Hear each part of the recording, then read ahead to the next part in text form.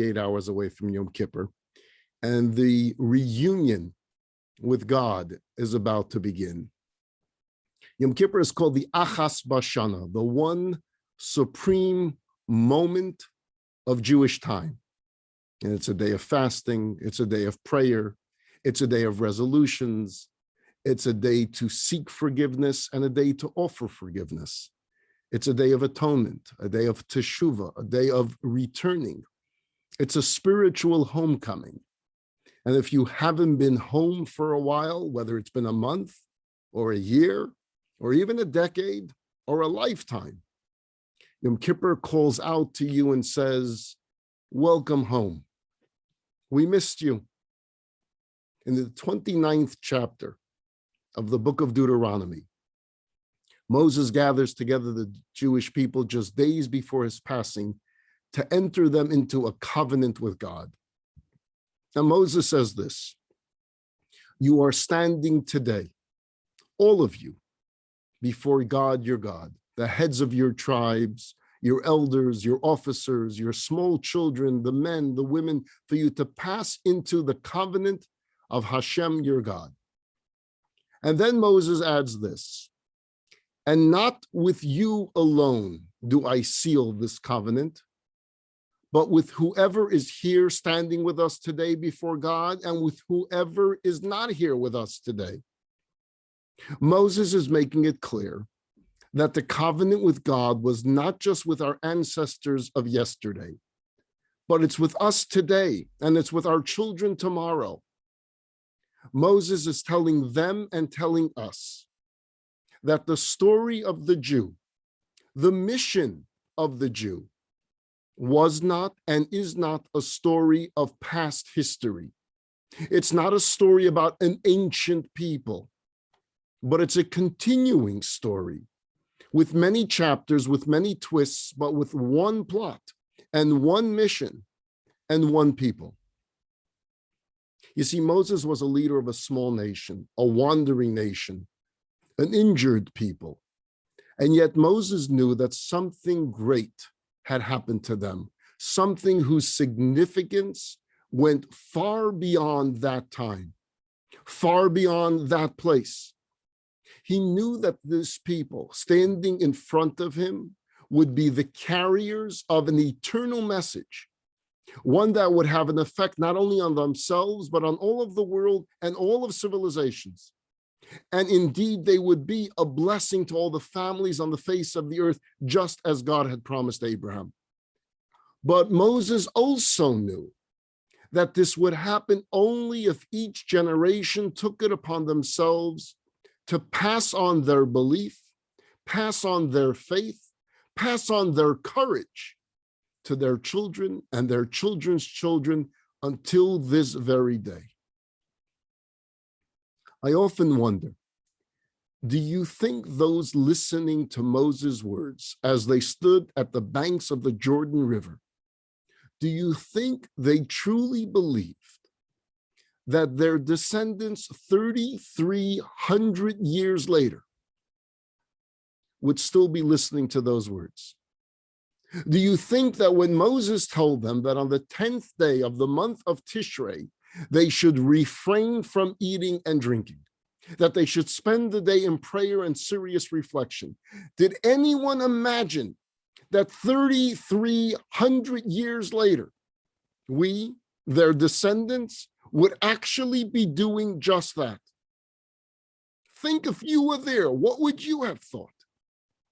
It's an amazing testimony to the Jewish people that Yom Kippur, that Passover, that Shabbat, that kosher, that tefillin are still not only a part of our vocabulary, but they're part of our practice.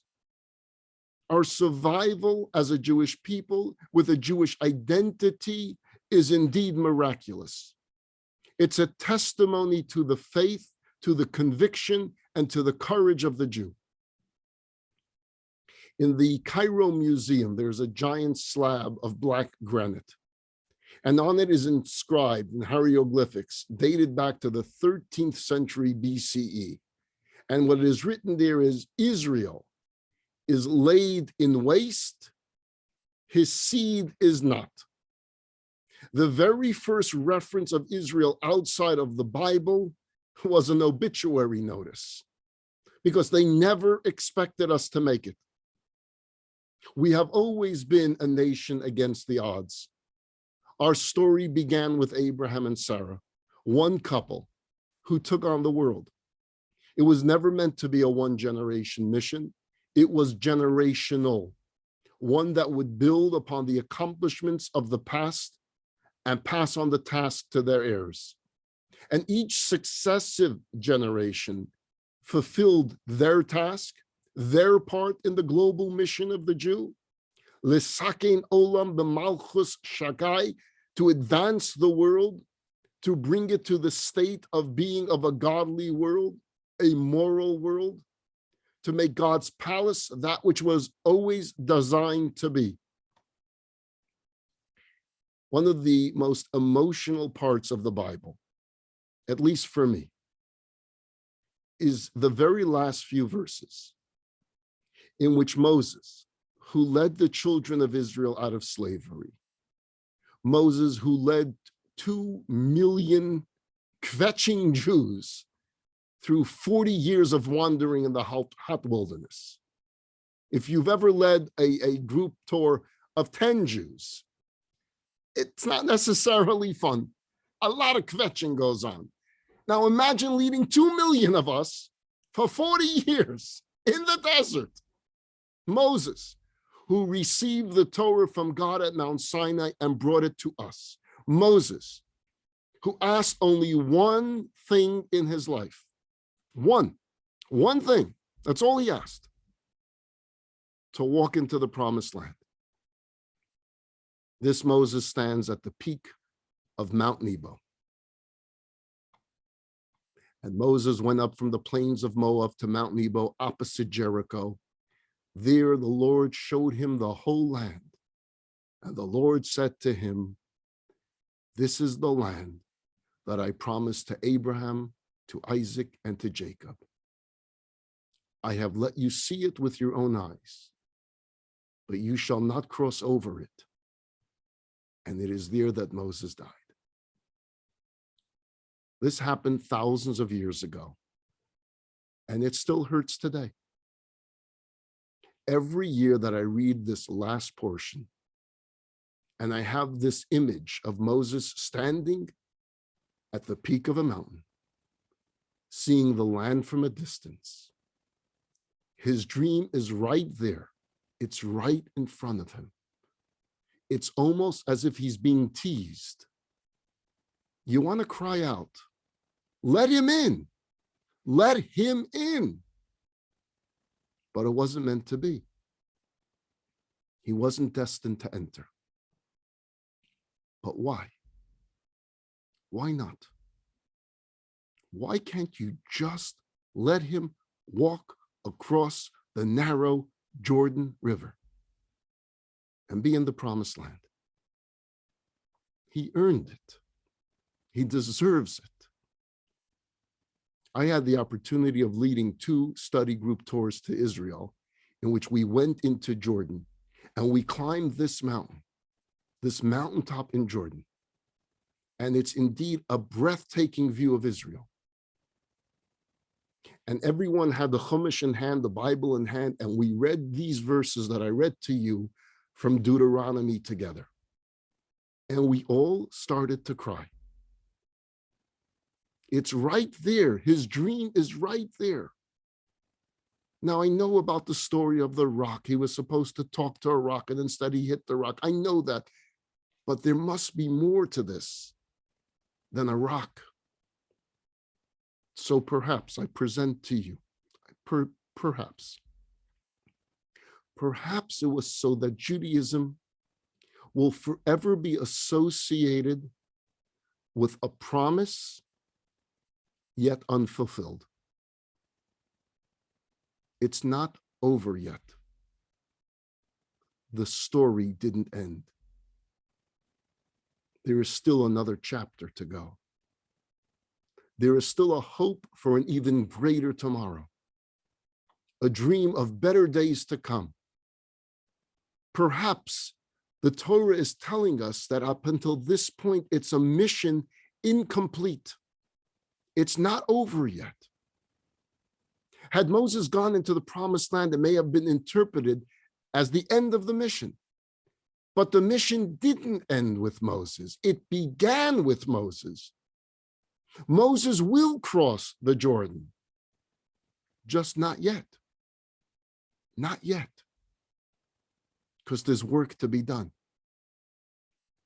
Now it was Joshua that led the nation into the Holy Land, and it took hundreds of years for the Jewish people to have complete sovereignty of the land. And finally, during the reign of King David and King Solomon, Israel, our homeland, Israel, the promised land, was in our hands. But sadly, not for long. The Babylonians and the Romans each took their turn on conquering, on invading, on destroying, exiling our people from the land promised to us by God. And this great paradox of Jewish history, the land of Israel, is so central to Jewish faith. It's so central to Jewish practice. It's so central to Jewish belief and to Jewish hope. Every communication from God to our patriarchs, to Moses, to Joshua, to the prophets, to the kings of Israel, all speak about Eretz Yisrael, about Israel, the land of Israel. And yet, think about this. For most of our history, we have found ourselves outside the land, yearning to return to it. For close to 2,000 years, Jews throughout the world were like Moses, seeing the land from a distance, but for the most part, unable to enter. They felt the pain of exile, expressed it in some of our most solemn prayers. Al Naharos Bavel, by the rivers of Babylon. Sham Yashavnu, there we sat, Gam Bachinu, there we wept. Bizachrenu es Sion, when we remembered Zion. Or perhaps you've heard the words, Im eshkachech Yerushalayim tishkach yamini. If I forget thee, O Jerusalem, may my right hand forget its skill. Wherever we went, whatever we did, however we practiced, we faced Jerusalem when we prayed. We broke a glass under the chuppah when we got married. We finished every Passover Seder with the words, Lishana haba b'Yerushalayim, next year in Jerusalem. For 2,000 years, we were like Moses. Our eyes were upon the land. Our hearts and souls were there. Our hope was there. But it was still a promise. It was a dream. And each time it appeared as if the Jewish flame would be extinguished, this hope, this promise kept us going. It gave us strength. It gave us courage, a resiliency the world has never seen in the history of man. For thousands of years, we remained a distinctive nation without any of the usual prerequisites of nationhood. We had no land. We had no sovereignty. We had no power. We had no political structures, not even a shared culture. And we were scattered over the face of the earth, and almost everywhere we were a minority.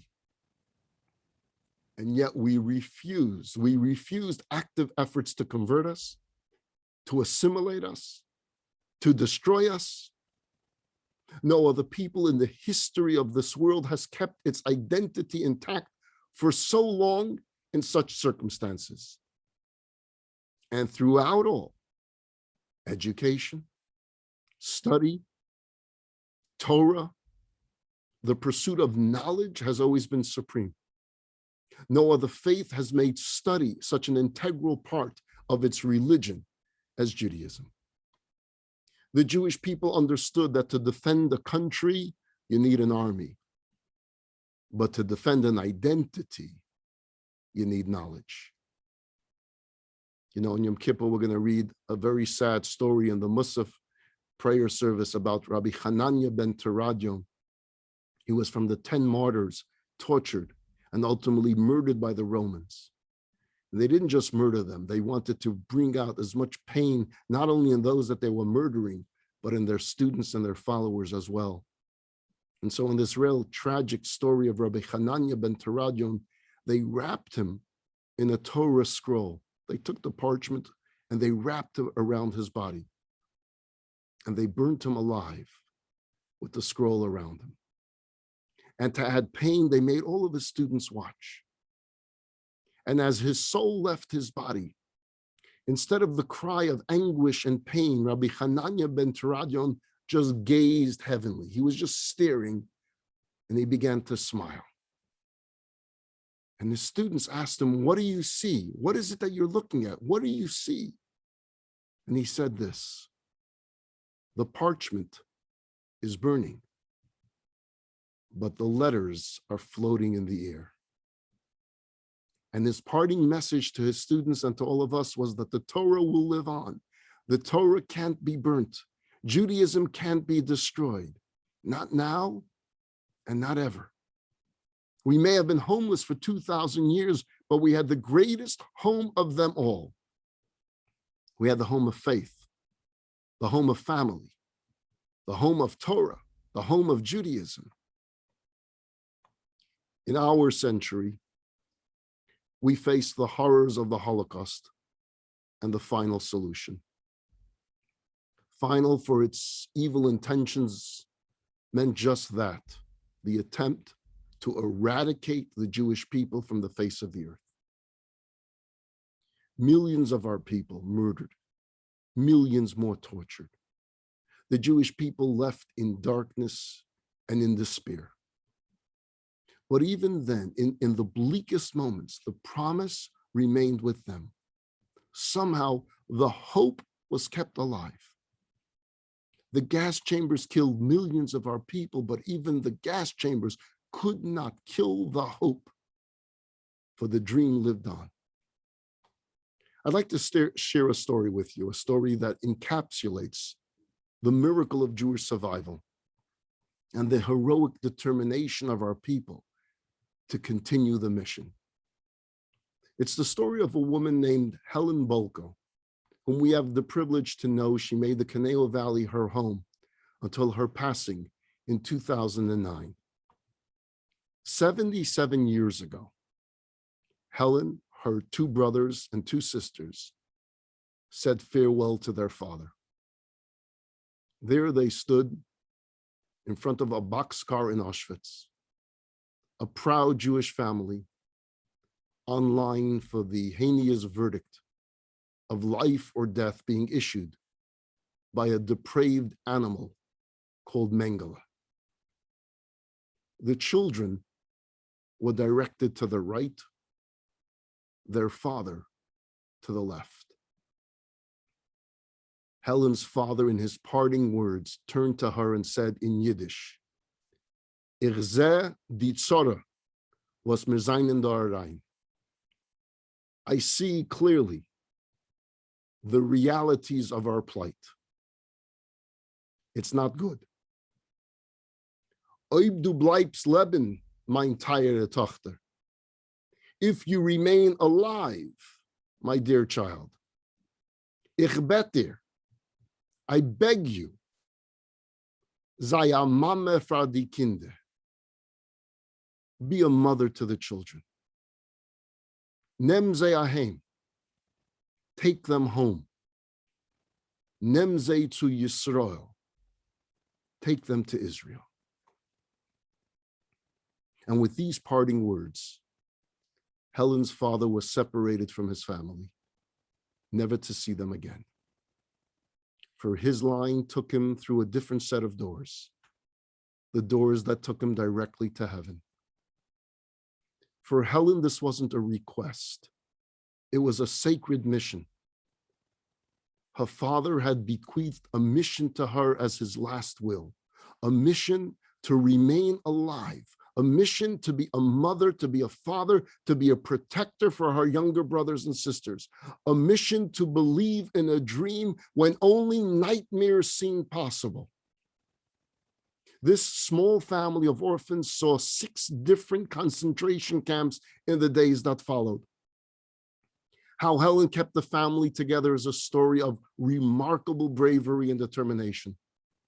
They saw what few human beings ever saw before. They saw humanity sink to its lowest ebb, but they stood with superhuman endurance. They somehow survived each day, for they were leaning on a young woman with a mission.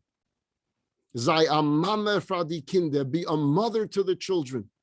And when one has a mission, nothing could stand in the way. A Mama für die Kinder, be a mother for the children. And she was.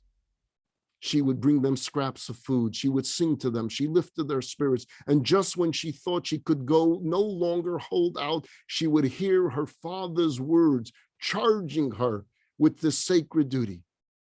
She had something inside her that no Nazi Yamach Shemai could touch, the undying spirit of our people. And nobody can take that from her. Helen, her two brothers, and her two sisters were all among the lucky ones. They survived the Holocaust, but her mission wasn't over. The Jewish world and Jewish history and world history was about to change. Like the phoenix which rises from the dead, Helen, her family, and hundreds of thousands of survivors emigrated to Israel. And there they valiantly fought for their liberation, for the liberation of Eretz Yisrael. She brought her family home, a home that we have been exiled from for so long, a home that we have now prepared to defend with our very lives. A new day dawned for our people, a new light shined, and the dream was becoming a reality. My dear friends, our generation has lived through the most historic times of Jewish history. These are biblical times. The last 75 years have been filled with events that Isaiah and Jeremiah and Elijah and all our great prophets can only dream about. And with their eloquence and their spirit of divine prophecy, our prophets put these dreams into poetic words. The spirit of the Jew, though defeated at Auschwitz, was alive. The promise to Abraham was eternal. The people of Moses were coming home. For generations, our ancestors prayed, perhaps more in hope than in expectation. And they would say, sound the great shofar for our freedom. Raise the signal to gather our exiles and gather us together from the four corners of the earth. My dear friends, that prayer is a dream no more. It's real. It happened. In 1949, Israel airlifted 50,000 Jews from Yemen, most of whom had never seen an airplane in their lives. When the prophet spoke about Jews from all corners of the world being brought home on the wings of eagles, we witnessed it before our eyes. Israel took on the role of being the Mame for die Kinder. She was the mother for the children, and she was bringing the children of Israel home. In 1950, 120,000 Jews from Iraq were airlifted home on the wings of eagles.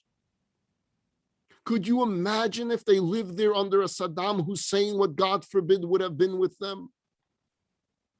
But a modern Israel with a stubborn will and confidence said, never again. And we brought them home. Operation Moses, as it was nicknamed, airlifted 25,000 from Ethiopia and onwards from every Middle Eastern country, coming home on the wings of eagles. In our lifetime, the words of the prophets were coming true. And then in 1990, the Soviet curtain fell, and over 1 million Jews from the old Soviet empire were brought to their homeland. 1 million people needing food, needing jobs, needing a home, needing money, needing clothing, an airlift the size of 1/6 of its country. My friends, that is unheard of in world history. And yet Israel celebrated the opportunity, and the Jewish world opened their wallets and supported what was called Operation Exodus.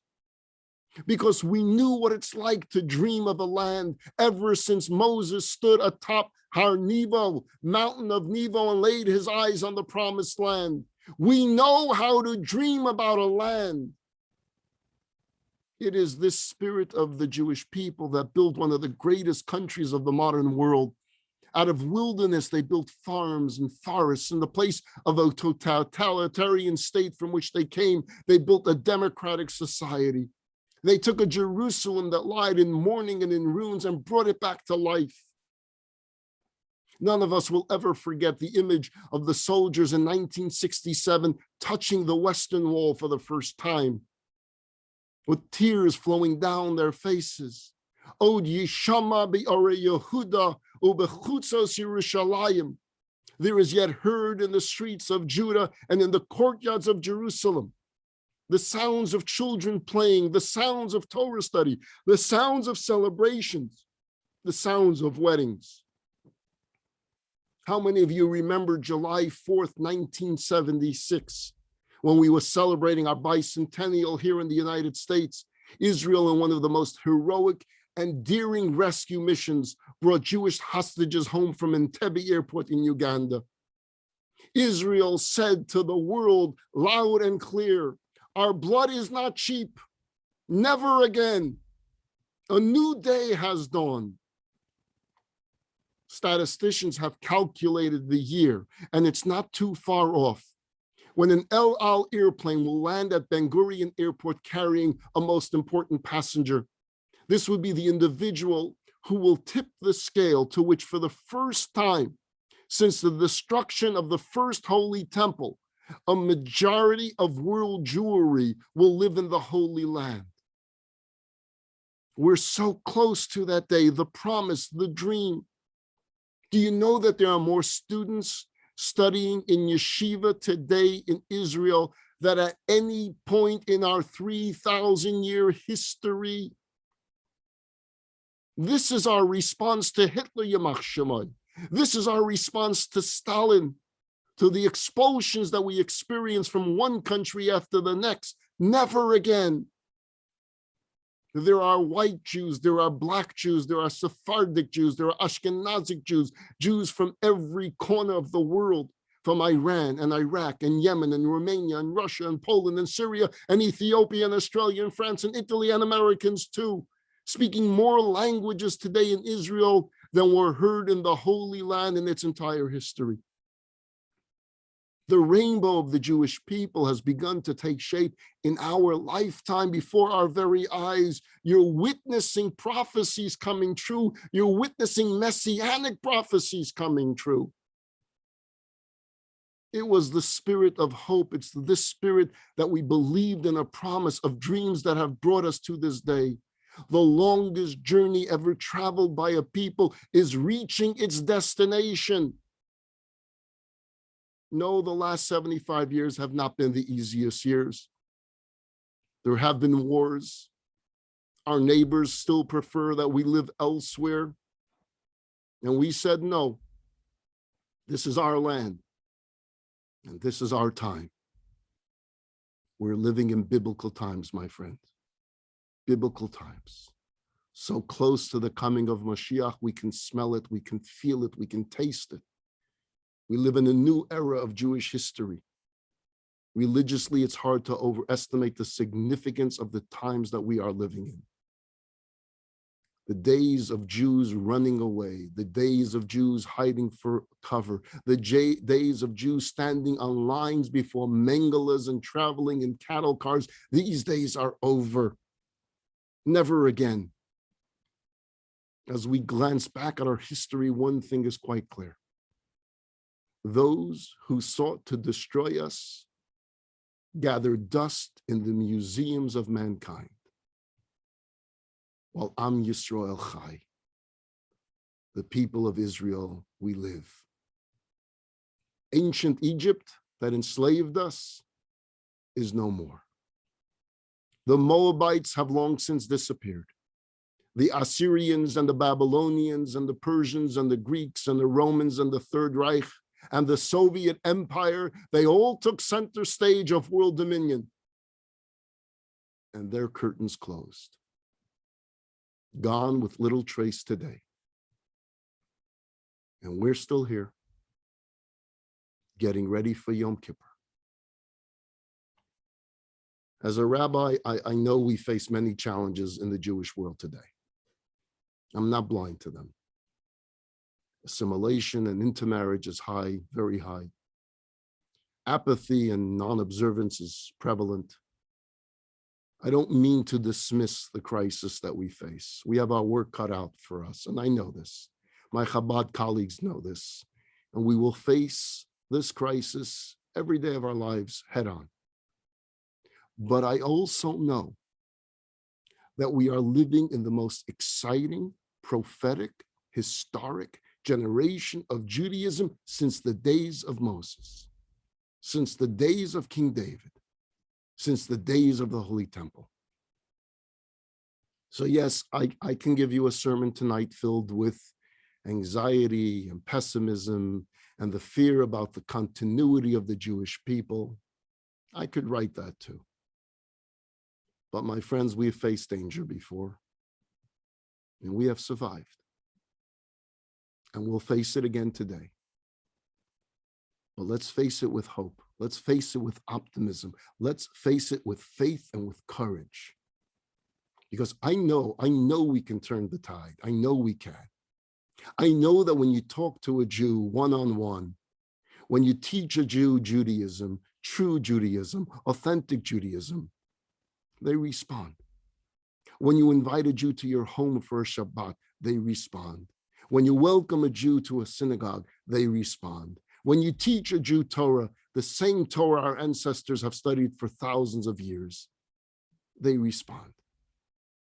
When you present the moral beauty and the spiritual grace and the critical need for there to be a nation of priests and a holy people, a Jewish people, a voice to the modern world we live in today, they respond. You can see it today on college campuses throughout this country. There are now 260 college campuses in the United States that have a Chabad presence. And students are flocking to them. They are packed to capacity. They are building huge buildings on these campuses because of the need.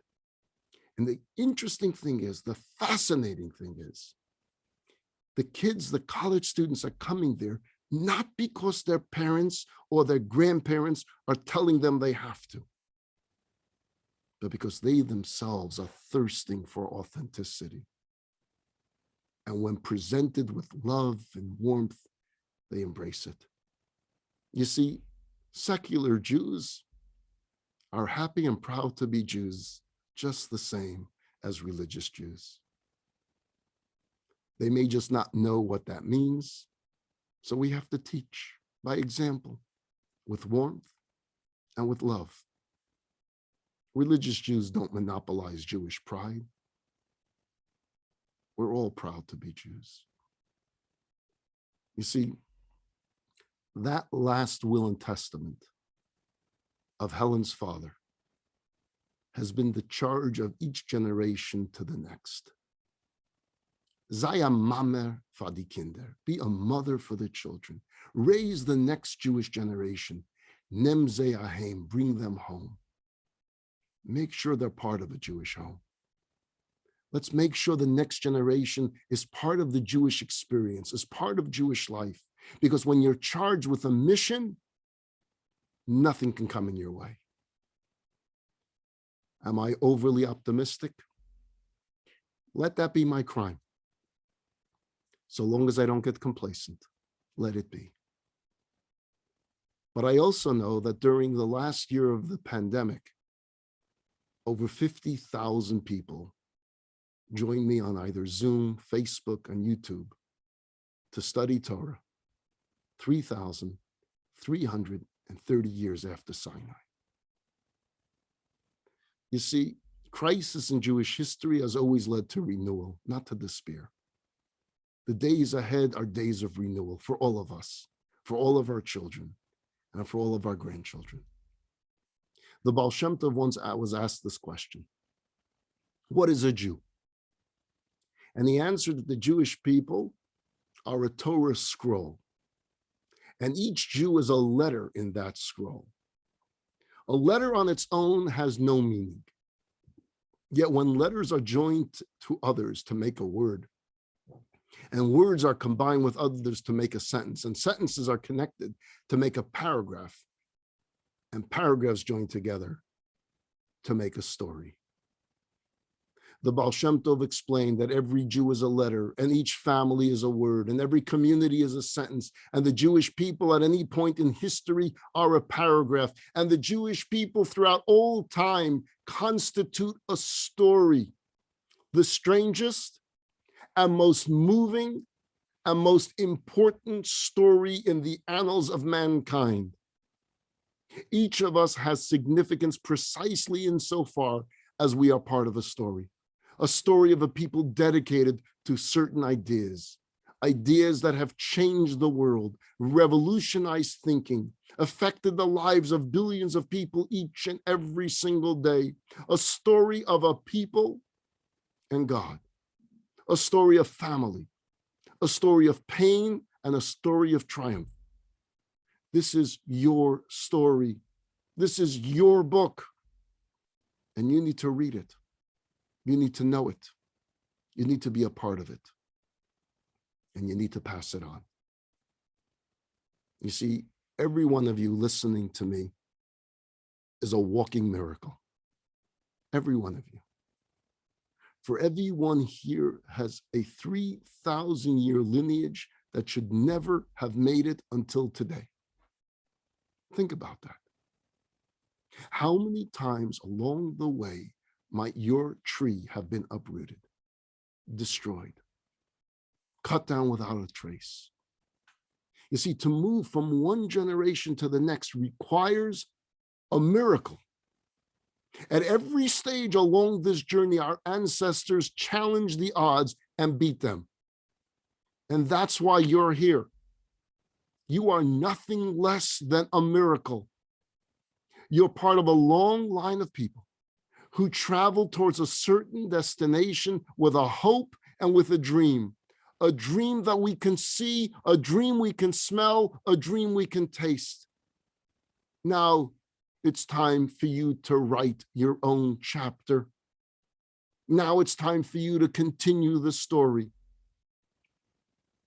In his memoirs, a non-Jewish historian named A.L. Rouse concluded his book with the following quote: "If there is any honor in all the world that I should like, it would be to be an honorary Jewish citizen."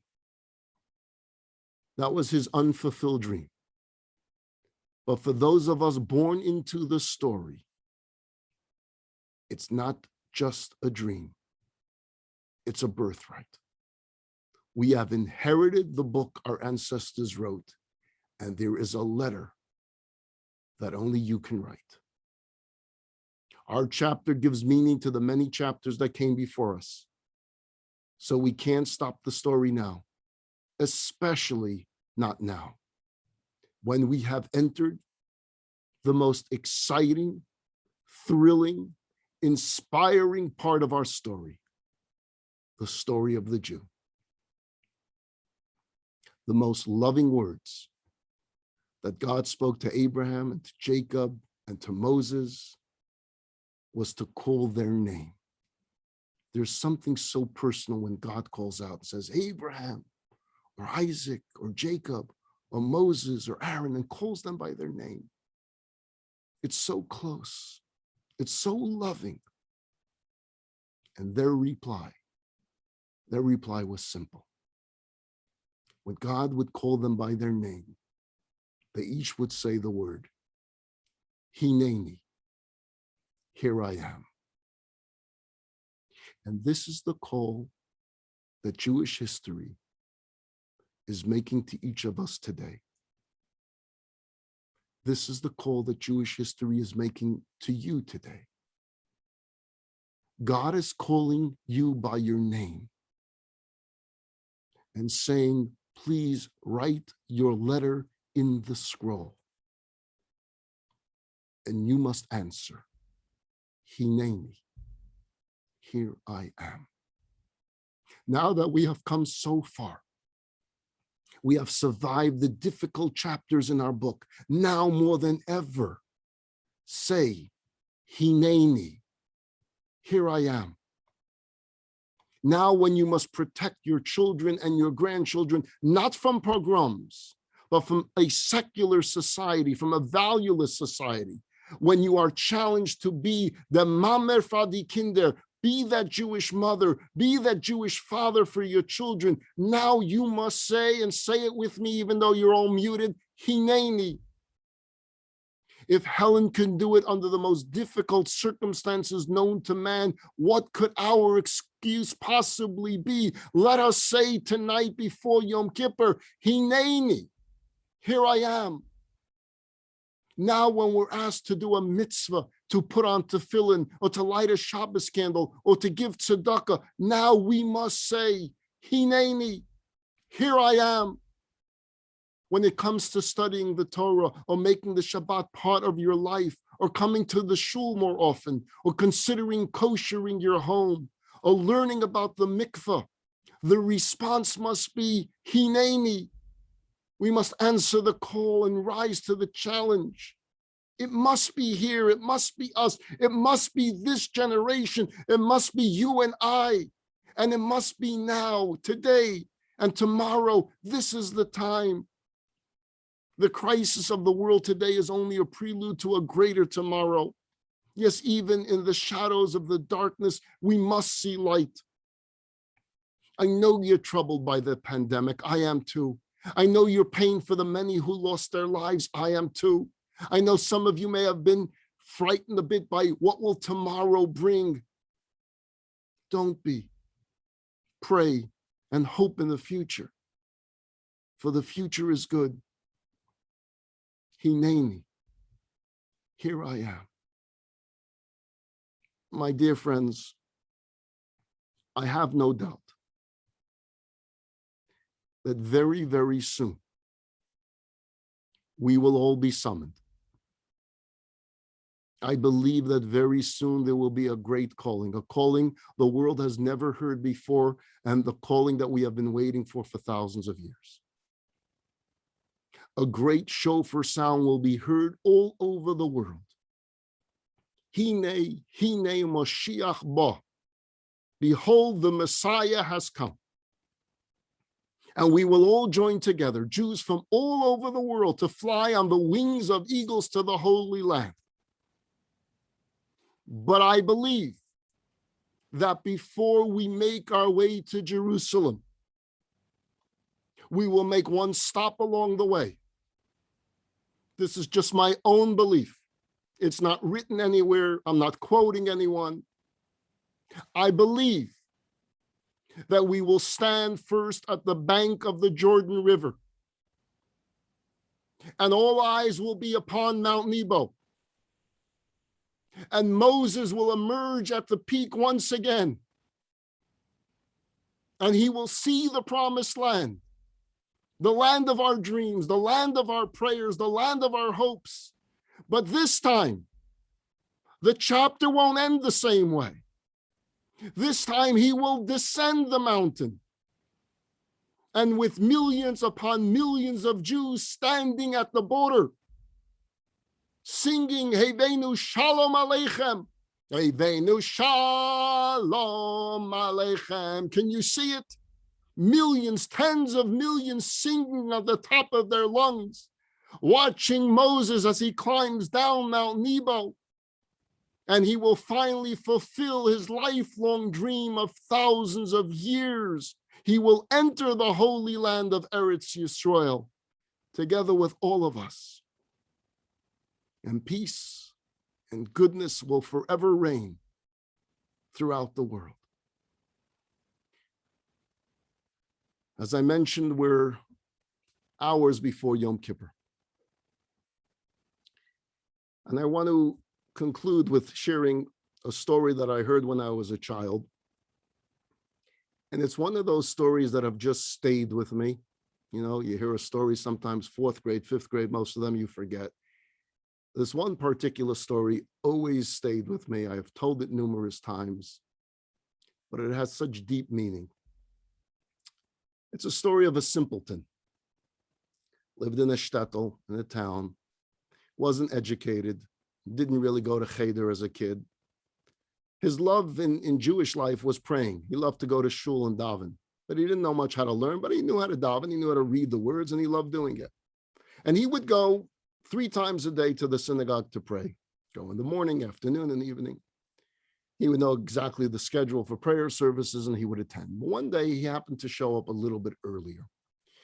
And at that time, the rabbi was giving a class. Now, he never attended the classes because it wasn't for him study. Prayer was for him. But being that he was there early and the class was going on, all right, I'll take a seat. Maybe he can pick up a word or two. And he's listening, and the rabbi is teaching the understanding of the Shema.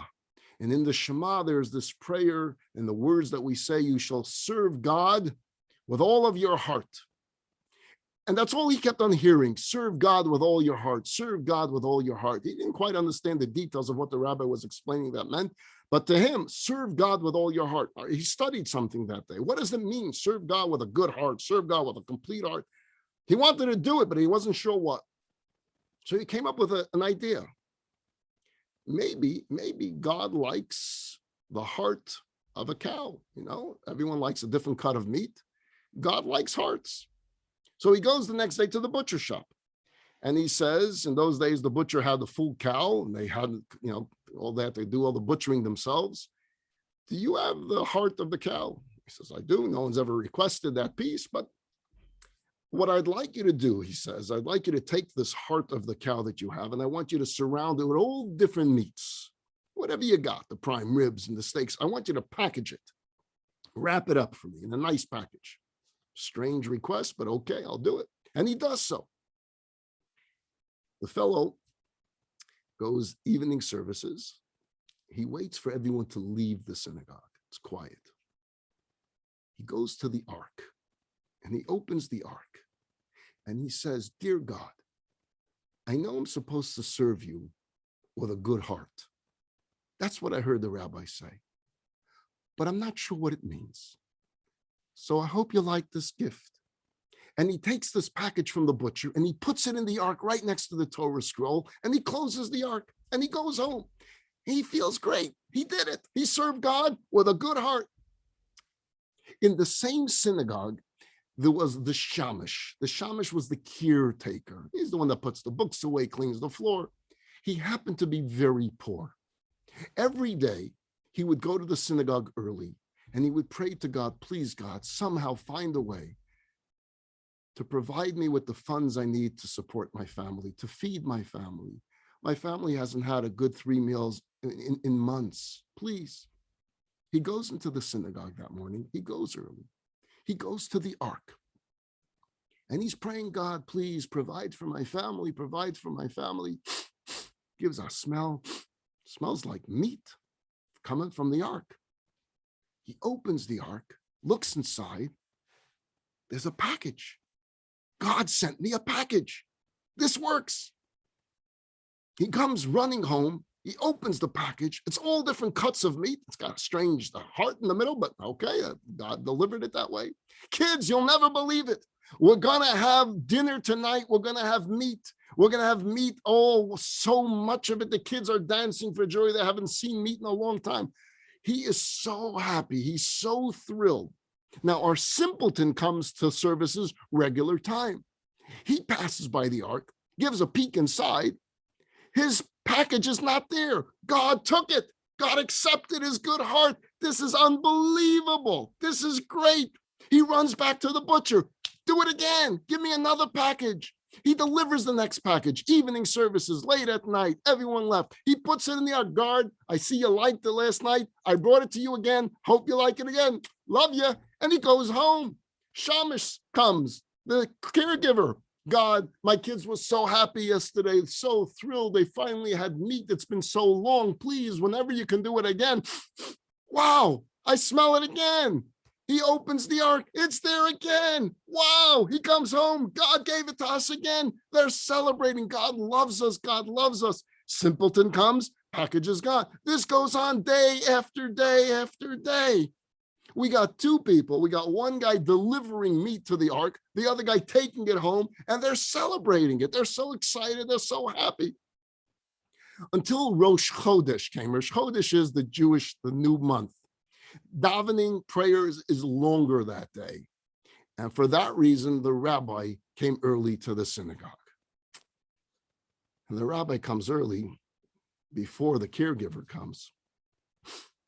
What's that strange smell coming from the ark? He opens the ark and he sees this butcher package there. And just at that moment, our caretaker comes in and says, Rabbi, that's for me. What do you mean it's for you? God has been giving me meat every single day. You know, you always tell us to pray to God. I pray to God. He's delivering. You idiot, you think God's delivering you packages of it? He is. I'm telling you, every day I come here, I pray, he gives me a package of meat. I can't believe you really think that way. Someone is disrespecting this synagogue. Someone is putting meat inside an ark. This has to stop. And that night, the rabbi hid out when everyone left. And our simpleton is making his way with his butcher package to the ark. He opens the ark all excited again because he's serving God with a good heart. Opens the ark and he puts it in, and the rabbi jumps from his hiding place and says, You, what do you think you're doing? He says, what do I think I'm doing? I never wanted to tell you, Rabbi, but I came to your class a few weeks ago. I heard you say, serve God with a good heart, and I've been doing it. And you know what? God likes it. He takes it from me every single morning. I come back, it's gone. He takes it. He loves it. You're so right, Rabbi, serve God with a good heart. And the rabbi says, you idiot, you.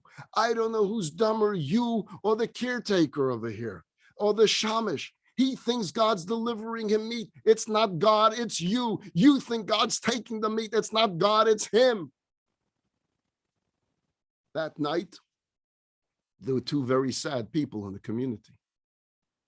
One who thought he was giving God meat and God was accepting it. The other who thought that God was giving him meat and he was taking it. They were all excited. And now, two very sad people feeling very silly.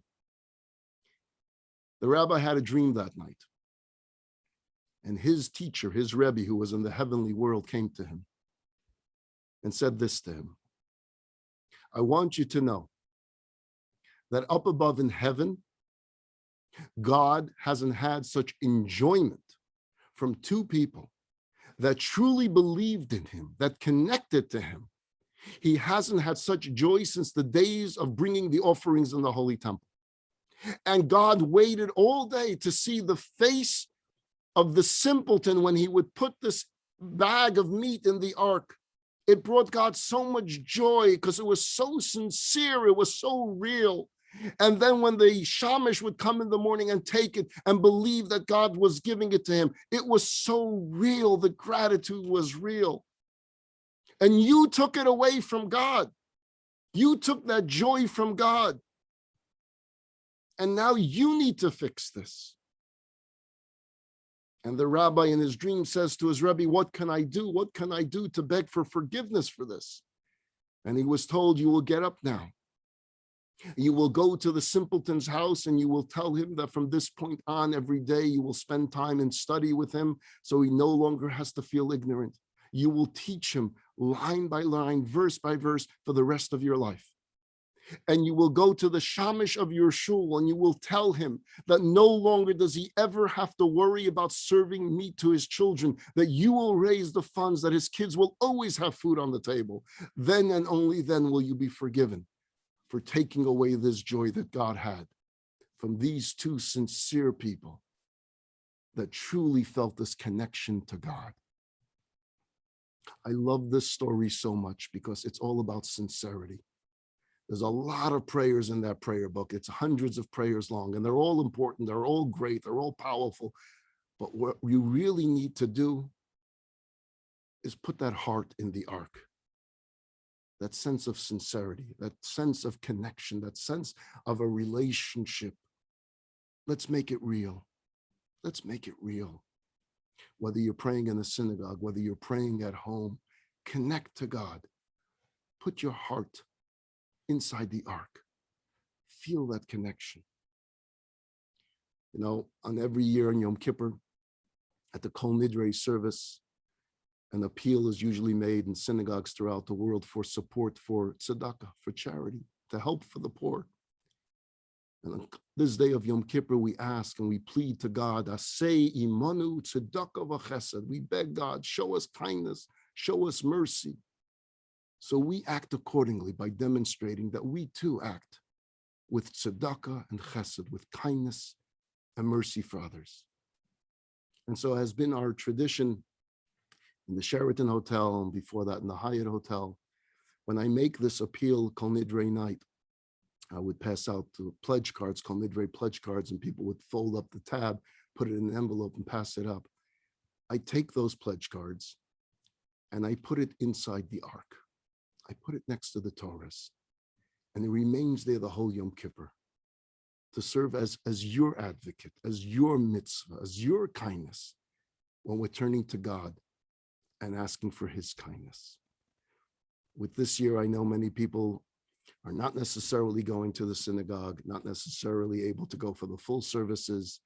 So the Kol Nidre appeal has been done online. If you'd like to participate in any way, you can go to chabadconejo.com/appeal, APPEAL. And everyone that contributes, I'm going to print out the names. You put your family name in there. I'm going to place it inside the ark, and there will remain the entire Yom Kippur as your mitzvah, as your advocate, that God indeed bless you and seal you and your family for a good year, for a healthy year, and protect you and give you nachas and from your children and from your grandchildren, and only happiness and simchas. May the gates of heaven indeed be thrown wide open to all of your prayers. And may God indeed inscribe you for a Shana Tova Matuka, a good and sweet year with a Chag Sameach, a Gemar Sima Tova, and an easy fast for all of you. Again, if you'd like to participate, go to chabadconejo.com/appeal. And again, I thank you from the bottom of my heart for joining me and for your kindness. Shana Tova to all.